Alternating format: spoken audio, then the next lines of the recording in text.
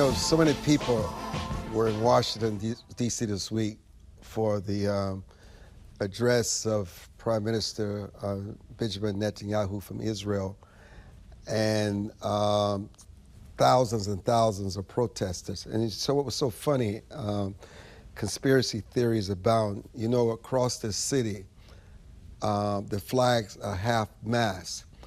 And so there was this rumor that President Biden had died and that the flags were half-mast. It's just unbelievable. But I knew why the flags were half-mast without having to ask, because my very dear friend, Congresswoman Sheila Jackson Lee from Houston, Texas, had passed away. And so when I was reading the tea leaves after the protest and the historic speech on Thursday, they finally admitted that there was this huge rumor that Biden had died, because before then he had not been seen and he was going to give his address on that Wednesday night. So, Sheila Jackson Lee graduated from Yale undergrad, the University of Virginia Law School. She was known for the reason why we have Juneteenth Day. I don't know if many of you are aware. She was the one who pushed that legislation, and she also pushed the legislation to reauthorize the Domestic Violence Against Women Act. But just a real decent person, just a real colorful person, very bright, very engaging, and believe it or not, she was not a partisan. And so, she's the first person, only the second person in Houston, Texas, because that's where this area she represented for the last 30 years. She was only the second person in the city to lie in state. And so we pay homage to the Honorable Sheila Jackson Lee for her service to this country. May you rest in peace. I've got to tell you this, and my man Anthony SCARAMUCCI is here today. He once worked briefly for former President Donald Trump in the White House. I am just not sure I follow former President Donald Trump and the conservative talk show message matrix of the past few days that fixate on Biden getting bushwhacked, and Vice President Harris helps orchestrate the ruse to deceive Americans about his failing mental health. Listen, even if she were aware of it, she's the vice president. That is sacred information. You cannot violate that trust and that confidence. Are you kidding me? She just couldn't. Everything is about loyalty here. And also, what's to be gained by this conversation? What audience responds to that? Who is the right appealing to? Who is Trump appealing to? Because if you think about it, in the meantime, Democrats are raising money hand over fist, and she's beginning to look presidential. She's not sounding presidential, but she's looking presidential. But why go after Joe Biden? Did you see him? Wow, Wednesday night. I mean, the man is in the decline. I wouldn't be surprised if the president doesn't live to see January 20th, 2025, but just leave him alone. Celebrate him, honor him. Why does Donald Trump have to be so petty and go after Joe Biden? Go after Kamala Harris. Forget what's become laughable about Joe Biden's geriatric walks down Air Force One. Who cares? Keep the main thing the main thing. Harris has an abysmal record. She has no record as vice president. Focus on her, period.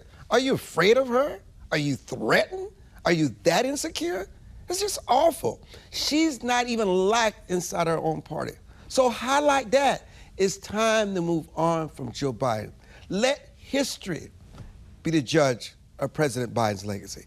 Harris is the target. She's your opponent now, Mr. Former President, and people on the right. So start treating her like one and go after her hard. Forget about Joe Biden. Anthony SCARAMUCCI, what are we missing here with this messaging? It's insane. Well, first of all, thank you for having me on, and I appreciate you honoring Representative Jackson, who was a great American. I think there's a couple of things I didn't like about it, and I'll just say this: we're all going the same way. but for the grace of God, and I hope I go that way. I hope I get into my 80s, and I wish great health to you too, Armstrong. You get into your 80s, but I think Yes. when I watch these guys, I think to myself, well, they have a lot of elderly viewers, right? I mean, on Fox News, they basically buy catheters and walkers from the commercial interruptions to the punditry, right? So you're going after the guy and you're literally attacking your viewers while you're going after the guy. That's message number one. But message number two, I think it's very important to share with your viewers and listeners. The demography of the country has changed once again. And I just want to point this out. We've lost 20.2 million baby boomers since the 2016 election. Contemporaneous to that, the Generation Xers, 40 million of them have risen to voting age. And to be more dramatic, 8 million of those 40 have risen to voting age after the 2022 election. So the demography has changed. The women's approach to the professional world, there are more women senators, there are more women in the House of Representatives, there are more women in CEO seats today than there was in 2016. And so I think President Trump, has to be very careful here. If he wants to call Vice President Harris dumb as a rock, it may resonate with his base, but it's probably not going to resonate with the independents that he needs to win the election. If he wants to call her or have his surrogates call her a DEI, which is an implication that because of the color of her skin or her sexual organs, she was hired for those reasons, for identity reasons, as opposed to performance reasons. Armstrong, I think, is a very, very dangerous thing for him to do at a time when the demography of the country is changing. So he can do that, but you're going to be underestimating her. She's way more formidable than they want to give her credit for. And in saying that, we know that the Democratic Party and the mainstream media is going to do everything in their power to make you believe that she's formidable, that she's bright. Her contribution to this country over the last 4 years was never talked about enough. No, she was never the drug czar. No, she was never given the border. That's not true, and you and I both know that is a lie. We know about her gaffes when she was with Zelensky in Ukraine and how that made headlines. We know they sort of put her in a straitjacket so she could really not do much. So as much as the Democrats and the mainstream media tries to make you believe it looks like Vice President Harris is a shoo-in, Joe Biden all of a sudden withdrawing from running again is like a seismic change to the Democratic Party. It is an earthquake. You have no idea the fallout. And there's so many people, privately Democrats, who just thinks that she was sort of a de facto choice, and this should be fought out at the convention. They don't think she can win. They so much don't want Trump to ever win again, never get close to the White House, that they're traumatized that she is the candidate. And I say this, to make this point with you, Anthony, is that this is a tough race for Vice President Harris. It really is. Hey, listen, I'm a money guy. I work on less my ill-fated career in Washington, and I did work for President Trump on the campaign for about a year. I'm a money guy. Go to the predictive markets. The predictive markets have not moved. The enthusiasm for Vice President Harris is better than Joe Biden. She's raised a lot of money, and you're right, the media is spinning her positively. But the predictive markets have it 62-38. It's Donald Trump's election to lose. He's capable of doing that, however, because he is self-destructive. She's capable of rising. It'll be interesting to see what Harris we get. Do we get Kamala Harris of AG fame in California, where she won a $20 billion settlement from the banks related to mortgage fraud? Is that the Harris that we're getting? Are we getting the gaffing Harris of the vice presidency? I'm not sure which Harris we're going to be getting. We'll have to see. She's off to a good start. But I'm just wondering out loud with you the coalition that she has to build. A lot of Obama campaign staff and communications people have moved into her campaign. Joe Biden, maybe she's going to lose some of the white, blue-collar Democrats that would have voted for Joe Biden. Maybe they'll vote for her, maybe they won't. But there is a huge opportunity for her to pick up the Obama coalition. And I'm going to say something bold here on your show. They can go with the sturdy white governor. There's lots of those. They can go with the sturdy white senator, or they could go with Secretary Buttigieg. And, to me, he is a very bright guy. He's a very strong verbal advocate. He's a political athlete. He's probably their best political athlete, at least for their movement. It's not going to bother the public that he has a husband? Well, I think it will. There'll be a believe group it's going to bother the public that he be, has a husband, Buttigieg. It will. That's just being kidding here. But yeah. anyhow, Well, yeah, no, I think it will. No, I'm not saying it's going with her. I'm just pointing out to you that we're at a crossroads in the country. Okay, yeah, hold that crossroads point. We're coming back with Anthony SCARAMUCCI. Okay. I'm Armstrong Williams. Don't go away.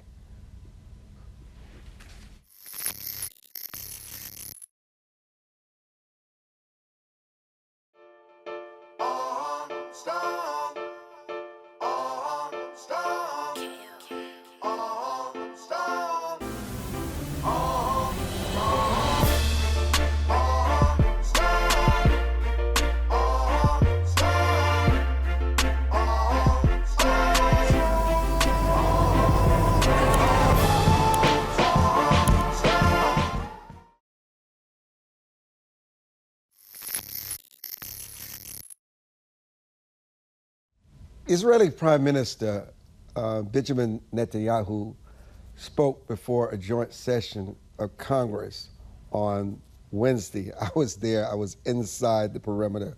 I have never seen such law enforcement in my life. And I've just returned from the Republican National Convention. That was a widespread area. But in that perimeter, it's the best job law enforcement has ever done in shutting down the protesters. In fact, there was no foot traffic. Unless you had the right credentials, you could only get on the private subway system that runs underground under the Capitol to transport yourself to the U.S. Capitol.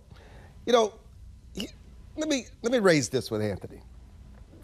Democrats ignore Israel and its prime minister at their peril, okay? America's watching, and especially those Judeo-Christian Americans who see and have always known the value of allying with Israel. It's a bond that has lasted for generations. So today's news, not even news, when you go and you were there at the speech, and very few Democrats, over 100, were not present during his speech, is disturbing. This is a sovereign nation terrorized from both sides and outside its borders. The Democratic ticket has enough problems with Arab Americans, but the party also has serious problems with those sympathetic to the Jewish nation. Anthony, I don't understand this growing allegiance to terrorist-run radical groups such as Hamas. And Anthony, and if Democrats don't see that political fallout, they will see the consequences come November. Because listen, that is just a fact.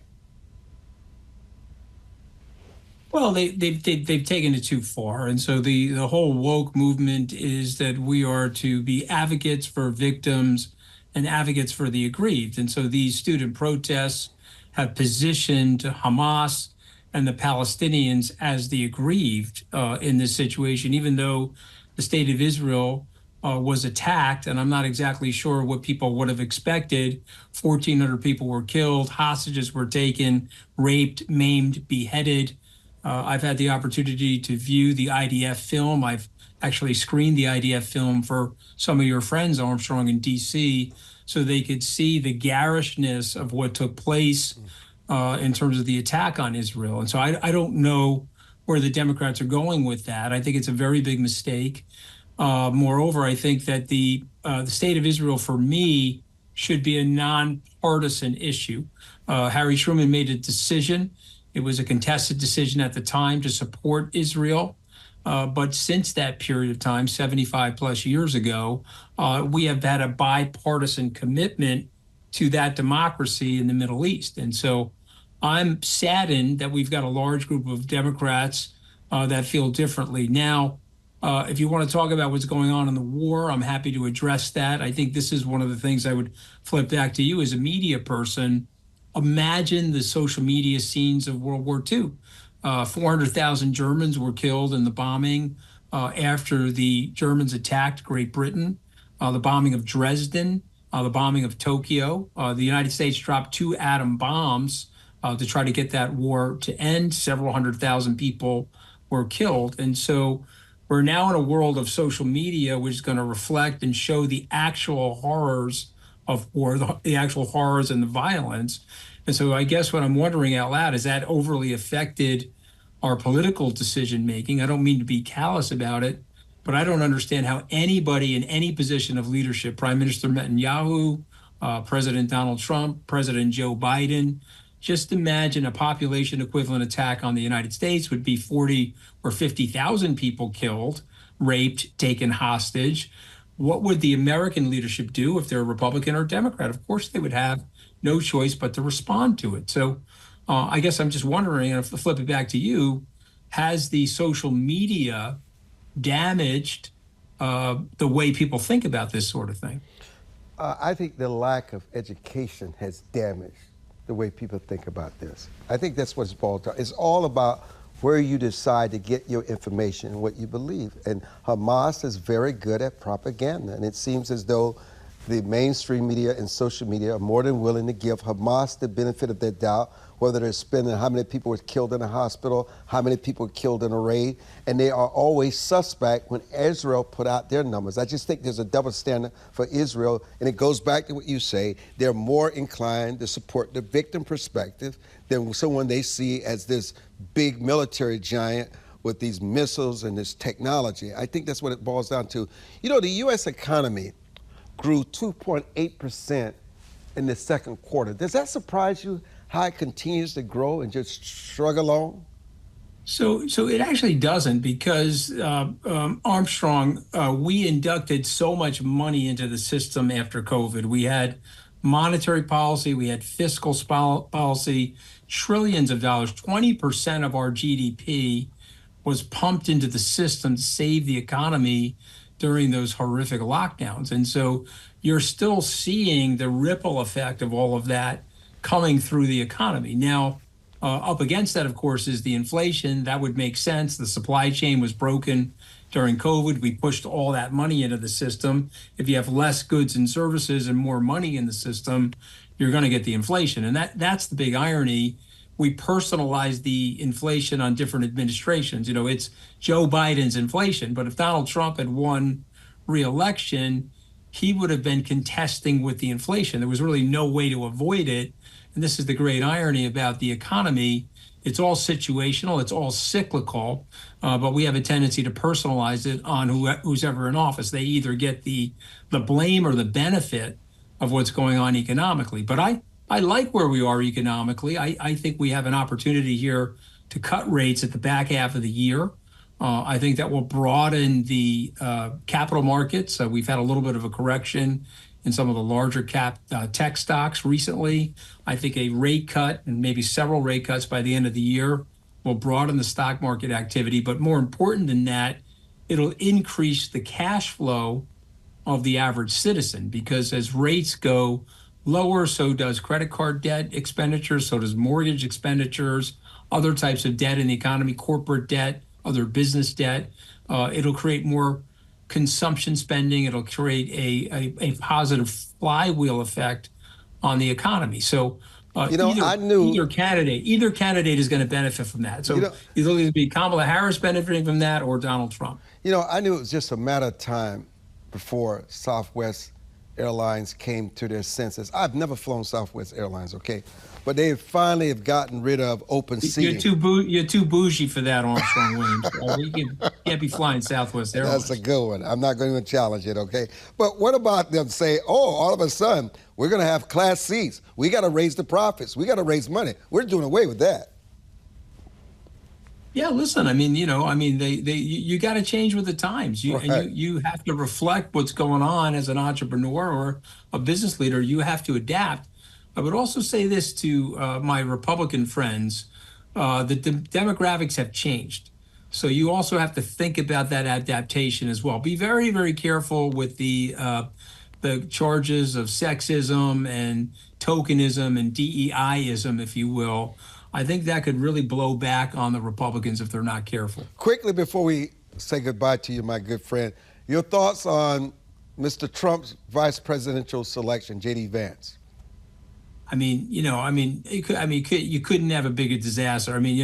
I think the Really? JD stand. Oh, come on, this guy is. I think JD stands for just dull. Let me tell you something. I know Trump a long time, and we're on the outs with each other right now. But Mr. Trump is a casting director, and Mr. Trump is not just a politician, but he's a theatrical stage actor.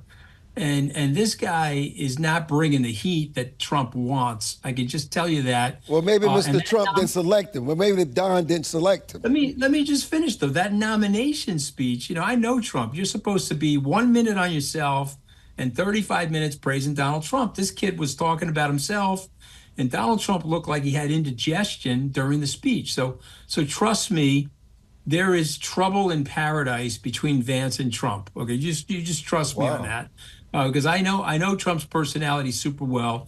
He liked Pence for the following two reasons: take a back seat, be indistinguished, let me handle everything.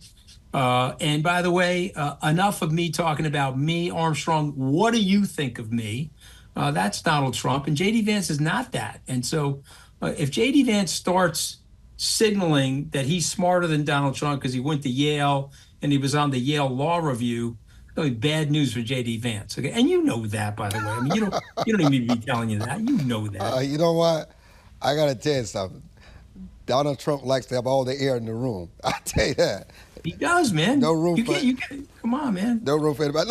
No, I appreciate you. I will say this. I don't say this all. This is a good brother here. I appreciate your coming on. I love you, man. You told me I was fat. I just want to let all your viewers and listeners know. You told me I was fat. I had to drop 10 pounds. I've been in the gym since you told me that at the St. Regis Hotel in Washington, D.C. I just want to make sure you know. I only told you. I'm a very coachable guy. I only say, Anthony, you can look much better than what I'm seeing today. That's all I said to you. You can look better. No, it was a little rougher. It was a little rougher than that. But you were fat, by the way. But you're no longer fat, and that's the key. It was a little bit like Abraham Lincoln telling Mary Todd, you may want to lose a few to fit in that dress, okay? Here's the good news. Nobody else will tell you the truth. At least you know your brother will. And I love you. I love you for it, man. And I love you, my brother. And no more ice cream for Anthony Scaramucci because of Armstrong wins, but it's okay. All right, brother. We'll be back. Okay. I didn't tell him either. Okay.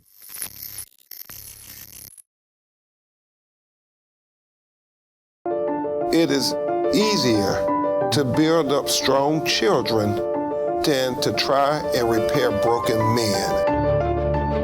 The streets are plagued with crime, violence. There's a lot of poverty, and it's all a result of lack of education that's happening in our schools. So it really is a crisis. We come from very different political perspectives, but we've come to the same conclusion, and that is there is a crisis in the classroom. Children are being deprived of quality of life because they're being deprived of a good education. We must solve this problem. It's incumbent upon all of us to join hands together to get this done. We can't afford to wait one more day before we address these issues, because every day we lose another child. Let's stop the politicking. Let's stop the games. Let's really do something to give these kids a real chance at life and being a part of that American dream. We need accountability for funding. Many of the districts where you're seeing very low test scores, students graduating with very low literacy and math comprehension rates, they are receiving a lot of funding. So where is the money going where our kids aren't being adequately educated?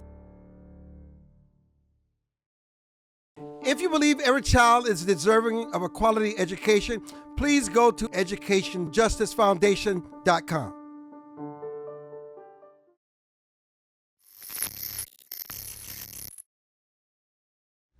America is the world's largest economy and the world's largest exporter.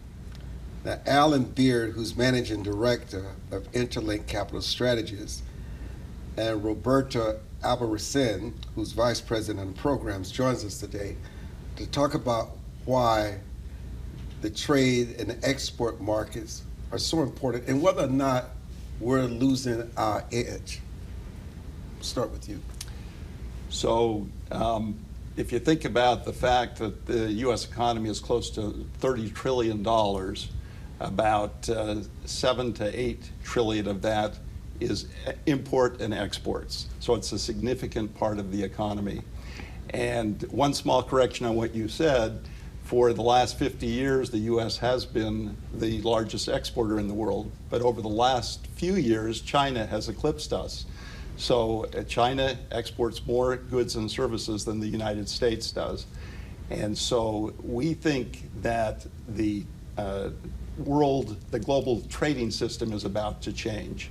The Chinese are going to assert their economic power, and the U.S., which has essentially been the master of the post-World War II global trading regimen, is going to have to share the stage.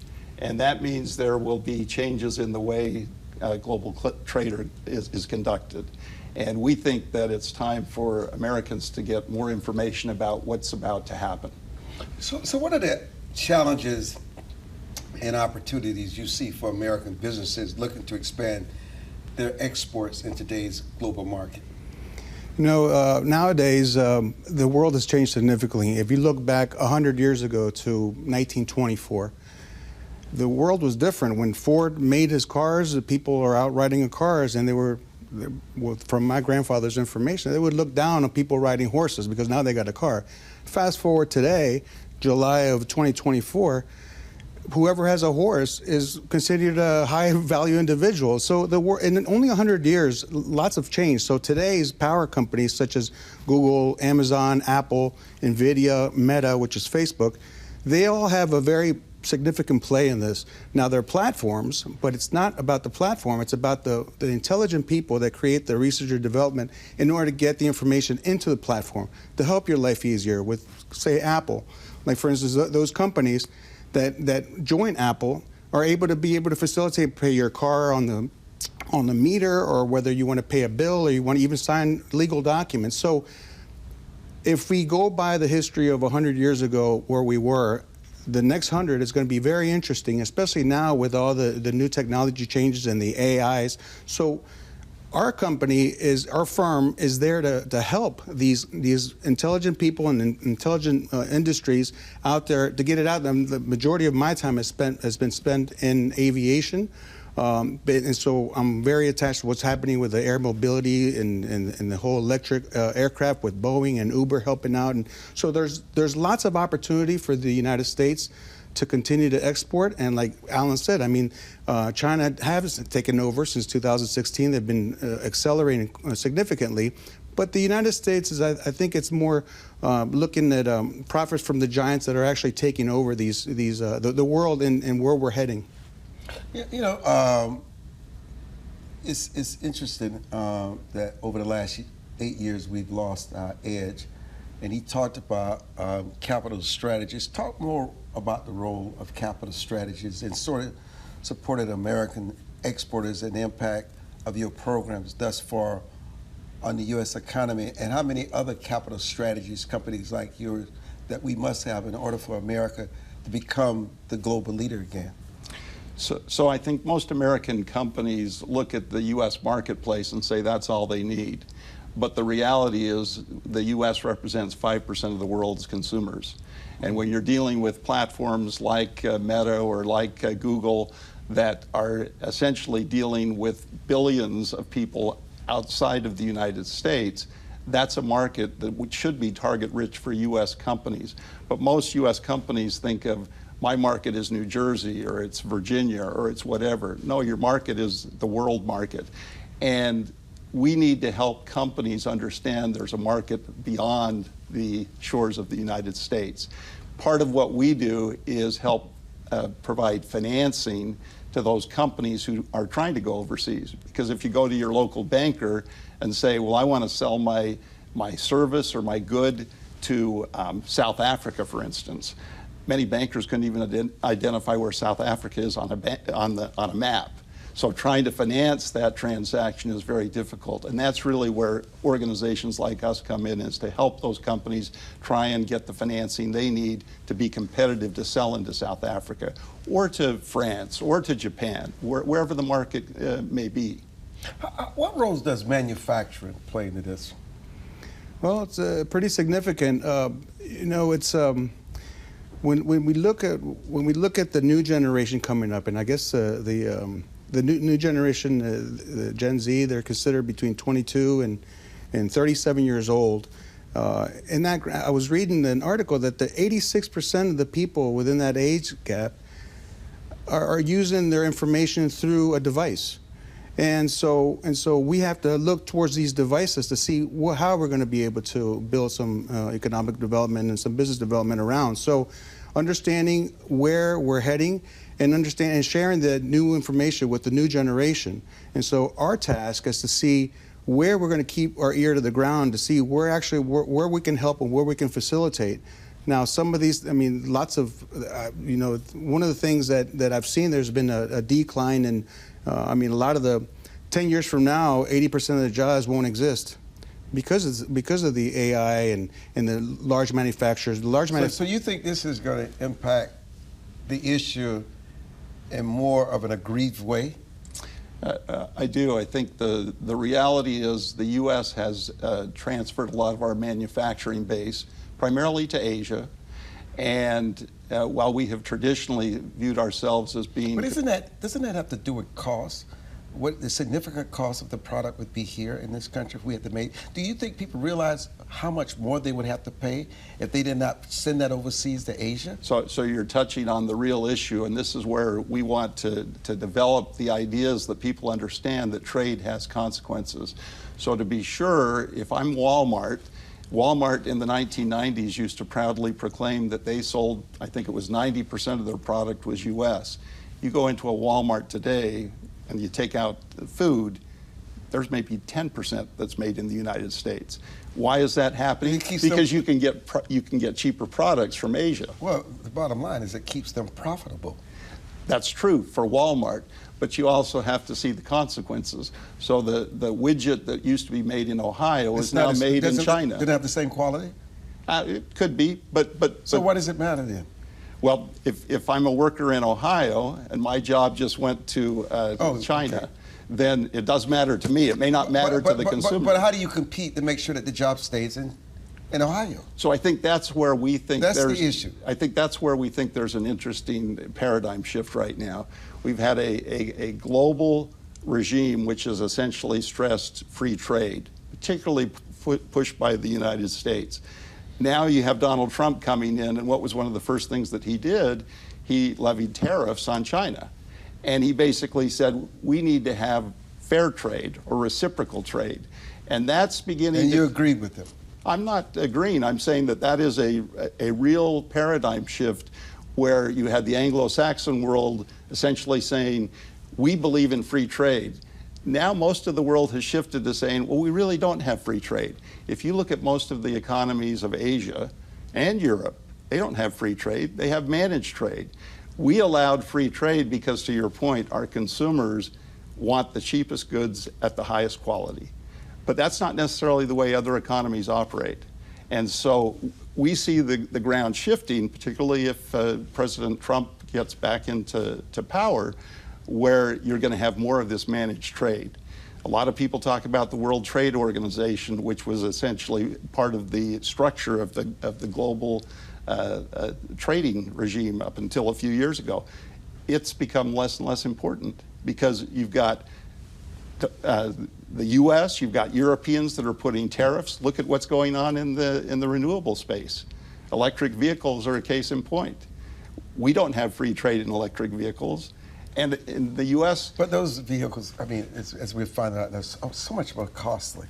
Could be, but people talk about that being the next wave, and nobody even talks about free trade in electric vehicles. But that's the benefit of certain financial constituency. They become lobbyists, they lobby the administration. True. It's not the reality of what's going to happen once you put that in place and they start putting this on their assembly line. The truth comes out. Americans are lied to all the time about what the government's putting money and research into. No question about it. But I think what happened during COVID is people realized that the supply chains, which had essentially become global, got so stretched out that when something happened that no longer allowed for the free flow of trade, suddenly they couldn't get the PP&E, the medicines they needed, and they began to think about nearshoring. And nearshoring is a real event. I mean, it's happening as we speak in places like China, even in the United States.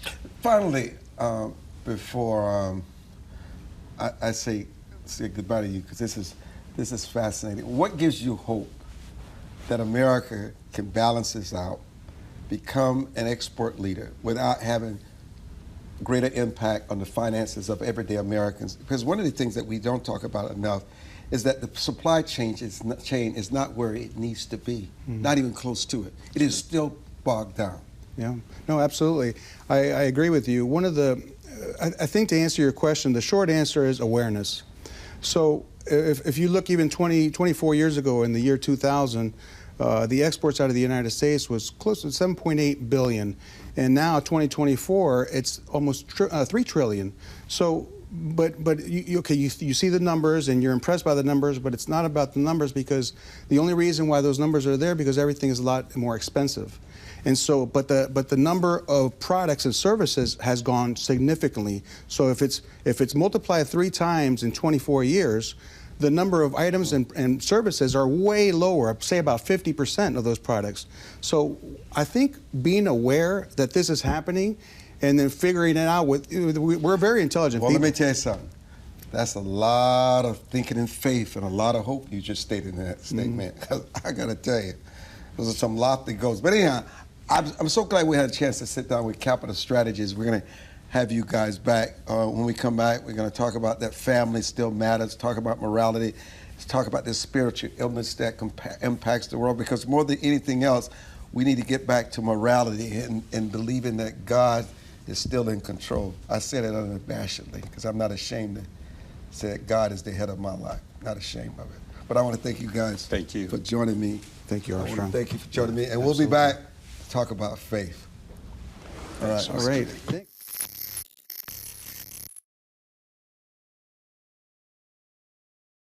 As a home buyer, you need a lender who cares about your home ownership dreams.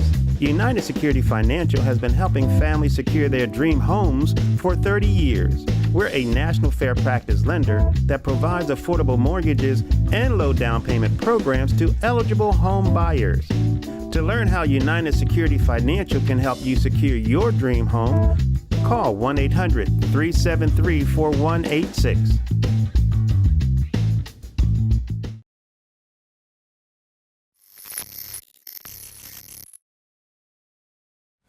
Jeffrey TRIMBATH is president of the Maryland Family Institute, and Jonathan Alexandre is a counsel to the Institute. You know, family, what is family today? Not necessarily to the government, how it tries to define it and redefine it, but what is family to everyday average Americans? Family is a place of refuge. It's a place where the average child in America and in Baltimore can come home to, and they have a mommy and a daddy who are there, present in their lives, married to each other, trying their best to raise them, to instill morality and values and virtue in the next generation. You know, it was just mentioned by one of our guests that the vice president was considering Peter Buttigieg for her running mate. And I noticed just now you mentioned the man and woman. You didn't say man to man or woman to woman, and we live in this politically correct society. Just because someone like Buttigieg is married to a man and they adopt kids, do you consider that a family? I know it's a tough question to ask, but I have to ask it. Well, it's what we like to talk about is how do we get the next generation of Marylanders and Americans? And for the vast, vast majority of human beings over millennia of history, that's when a mommy and a daddy come together and marry each other, make commitments, and then have the next generation. So no disrespect to anybody else, but that's how the vast majority of the next generation come into being. And so that's the most compelling sort of example of what a family is. I would say, I'm sorry, I like the way you defined it by saying it wasn't what the government decides as a family. So if it's not the government, if it's not just you and I, we have to find a standard. The Bible has been pretty clear, man and a woman, man shall leave his mother and father, be joined to his wife, the two of them becoming one flesh.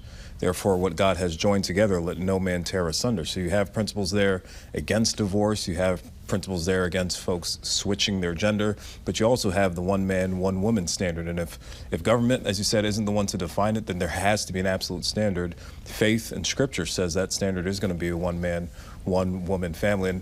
And that breakdown, one of the images of Pete Buttigieg, even during the COVID era, where he and his husband rent a hospital wing when we're supposedly not having enough hospital beds. They rent a hospital wing to fake a maternity picture where there's two men there and an adopted child. That is not the model of the family. It hasn't been in the States and certainly isn't the biblical standard for the family. And people need to understand, this conversation is not maligning same-sex marriages. This conversation is about what God has ordained. And if you're Judeo-Christian, you don't get to rewrite God's laws. They were not 10 suggestions, they were commandments. Amen. And you don't get the right to change God's laws. Now, God gives you free will. That's right. You can reject them. You can accept them. You can marry whatever you want to. But it does not change his law. And so for the clarity of the conversation, you've got your free will. You can do whatever you want to do. Yeah. But in the end, God judges, not Jeffrey, not Alexandre, but God judges us all. Amen. But how important it is for family to develop morality, right from wrong, respect, decency. That's where those concepts are passed along to the next generation. It's in the context of a family. Where do children learn how to work hard, how to delay gratification, how to control their impulses, especially young men? They learn that from their dads, who are married to their moms and who are serving their homes and mothers. That's where that all comes from. And a free society cannot long survive if we don't have virtue in the next generation. So it's critical for families to be formed and to pass those virtues and values on to the next generation. How do you address this new wave of gender affirming in this conversation about families? Yeah, because they're not saying that families should not have the say-so. In fact, they protect a child from, and even though that child has to go home to the family, can you imagine creating a chasm where you're telling your child you cannot confide in your parents? That if you're going through a gender affirming? Yeah, so not protect, it's the opposite. They're keeping children away from sharing with their parents. If the child leaves their home as a boy and goes to school, here school administrators saying, well, you can be whatever you want to be and we won't tell your parents. And these kids are either through telehealth being put on lifelong puberty blockers or cross-sex hormones, and in extreme cases having, their genitalia mutilated, cut off in order to get that child to be something that child never was. And I think you make the point that now school administrators in California and almost here in Maryland are standing in the way of parents having a say-so. There's a case out of Indiana where the parents aren't allowed to talk to their child at home about gender issues. And that's the state coming in saying, we're going to dictate this policy, we're going to dictate this ideology that keeps parents in opposition to their children. But here's what I don't understand. I don't understand how you can tell a parent who loves that child unconditionally for that child, there for that child more than anybody. I can't understand how you can tell somebody, some stranger in a classroom, that you know more about my child than you do. Where is this coming from? This is what I don't understand. How is it possible? What is the agenda here? And listen, can you imagine what you thought you were when you were 4, 5, 6, 7, 8, 9, 10, 11, 12, 13 years old? Can you imagine what you thought you were? And then putting all the surgeries, confusion? right? Putting surgeries to cut off their body parts to match what your thoughts are. What is happening here? Well, I think it's the triumph of ideology over common sense. I mean, if you really believe that you are the center of the universe and that you determine your own reality, then you are the sovereign self. And that trumps parents, that trumps community organizations, that trumps any kind of authority outside of yourself. And so we're seeing the manifestation of that in our law. But you should also talk about when these children are mature enough and old enough to realize that they made decisions as children and what they've done to themselves, and the depression, the suicide, the anger. And there's lawsuits now of folks that transitioned, right? They were lied to as children, saying that you can be a boy can become a girl, girl can become a boy. They're now suing the doctors that lied to them. The whole WPATH and the World Professional Association of Transgender Health. Our Maryland legislature relies on them for these standards, and our Medicaid dollars are paying for these gender transitions. They've been completely debunked. It's junk science. 25 states have said, no, it's illegal, doctors, to be performing this on children. It's criminal now. But you still have that ideology, unfortunately, in Maryland, where not only are you committing these kids to these lifelong decisions, but as you stated, putting them at odds against their parents, which is a fundamental breakdown to the family. Here's what's fascinating to a sinner like me. I have to ask for forgiveness every day. But let me just say this. Didn't the Bible tell us that in the last days, what is wrong will become right, and what is right will become wrong? The Bible did say that in the last days, and Isaiah predicted that in chapter 5. Woe to those who call good evil and evil good. And we've seen so many illustrations of that today, even in Maryland. But one of the worst pieces of legislation that was just passed by the session was the so-called Freedom to Read Act, which basically guaranteed that children will have access to porn in state-funded public libraries in Maryland, and you cannot age restrict those materials for any person who walks into your door. Woe to those who call good evil and evil good. And you wonder why we have sexual trafficking and sexualizing our children. Now, somebody watching the show today is going to say that we called this evil. We're not calling it evil. There's a God that calls it what it is, especially when you corrupt little children. And it's, Scripture tells us to rescue those that are being led to the slaughter. It's, it is God's standard, but you can see the effects, the trickle-down effects. Even, the governor's agenda to fight against poverty or fight against crime, the decency, so-called agenda from the speaker. All these things are trying to have government do what the family was always there to. When there's a mother and father in the home, you have a reduction of crime.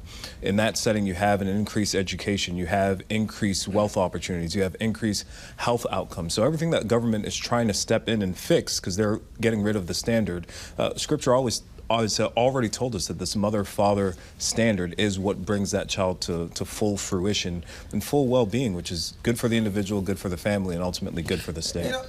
We talk about the government in this role, and we do know that family court favors the mother. Does they're kin to destroy men, the worst place they can go. It's just a fact. There's so much that fights against men today in the house, but nothing greater than men themselves. Men are not there for their children. They're not as committed as mothers are. They don't want to pay child support. I mean, you talk about the government or whatever. What about men who just neglect and all out reject if they go out and have a one-night stand? They don't have any connection with that child. And that child is left to fend and for somebody else to raise. And sometimes the streets end up raising these kids. What about these men? Well, you're exactly right. And we need to rebuild a culture that calls men to a higher standard. And we need to do that through marriage. That's how we used to do it, and that's how we're going to do it again. So we're committed to promoting marriage throughout the state of Maryland.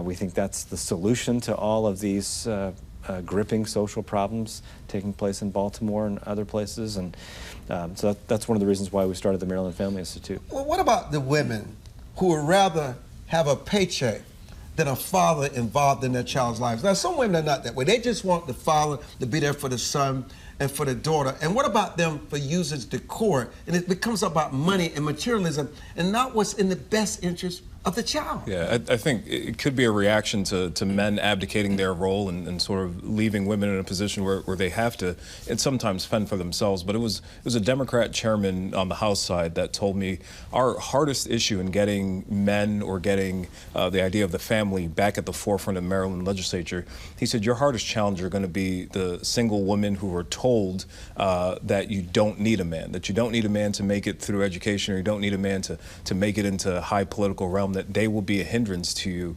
And so there is an ideological shift that needs to happen. There's a cultural shift that needs to happen, that no, it's not man versus woman. Man take responsibility, but woman also know that as a unit that God made you, that's going to be the best outcome for your lives individually, but also for the children that you bring about.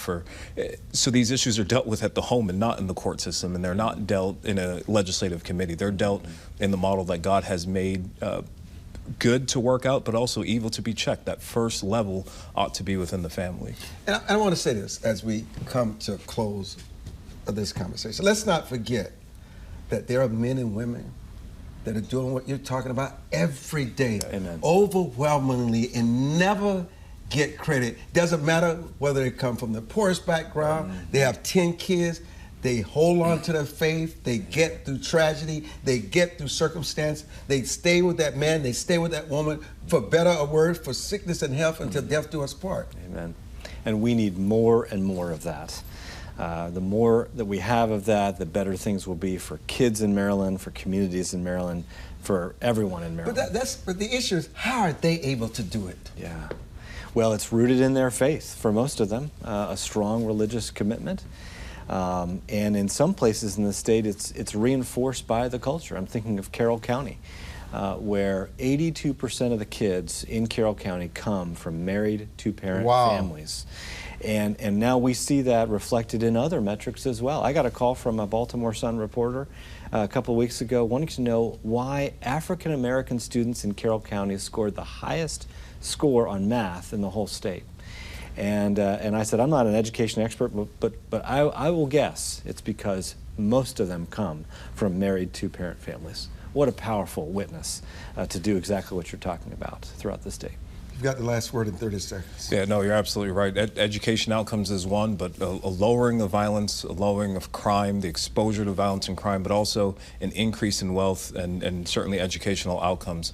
All those models the state has tried to fix, will continue to throw money at it for hundreds of years. The only way to get it right is if father and mother stay together and raise their children according to biblical principles. You know, we should never apologize. That's right. For a mother and a father. Amen. We should never apologize for our faith. Amen. We should never apologize that we serve God, not man. Yes, that freedom doesn't come from man.